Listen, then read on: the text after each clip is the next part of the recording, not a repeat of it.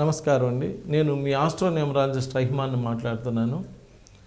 నేను ఎంతో కాలంగా మీకు astrology, numerology, palmistry, graphology, face reading, signature analysis, marriage dates ఇవన్నీ ఎలా ఉండాలి, ఏ డేట్లు వాడుకుంటే మీరు బాగా డెవలప్ అవుతారు ఏంటి అనేటువంటి దాని మీద ఎంతో అవగాహన కల్పించడం జరిగింది. ఇప్పుడు వచ్చేటప్పటికి మీ హౌస్ నెంబర్ అండి, మనం ఉండేటువంటి ఇంటి నెంబర్ కనుక మనకు బాగా ఉంటే మనం ఆ ఇంట్లో ప్రశాంతంగా ఉండటం జరుగుతుంది.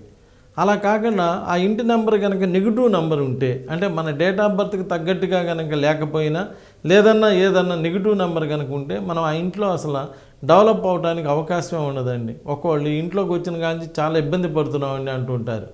ఇలానే 57 57 ఈ 57 నంబర్ ఇంట్లో కనుక మీరు కనుక ఉంటే చాలా ఇబ్బంది పడుతున్నారండి. 57 నంబర్ అసలు మంచి నంబరే కాదండి.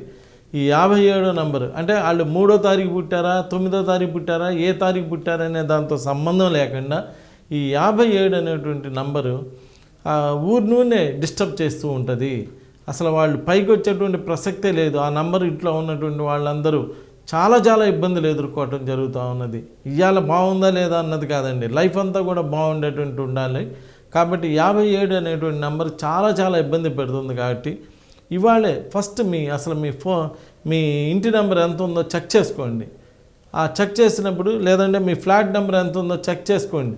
అలా చెక్ చేసినప్పుడు కనుక మీకు కనుక 57 నెంబర్ వస్తే, 57 అనేటువంటి 57 నెంబర్ కనుక వస్తే అది మిమ్మల్ని చాలా ఇబ్బంది పెట్టేటువంటి నెంబర్. కాబట్టి అర్జెంటుగా మీకు నమ్మకం ఉన్న ఆస్ట్రోన్యూమరాలజిస్ట్ని కలిసి ఇలా నాకు 57 నెంబర్ ఉన్నదండి అని చెప్తే దాన్ని ఏం చేయాలి, ఎలా మాడిఫై చేస్తే మీకు బాగుంటుంది, ఎలా చేస్తే మీకు అనుకూలంగా ఉంటుంది, ఎలా చేస్తే మీకు బాగా కలిసి వస్తుంది అనేటువంటి విధంగా దాన్ని సెట్ చేయడం జరుగుతుంది. ఆ విధమైనటువంటి నంబర్ పెట్టుకొని చేసుకోవటం వలన మీకు బాగా కలిసి రావడానికి అన్నిటికీ అవకాశం ఉంటుంది. నమస్కారం.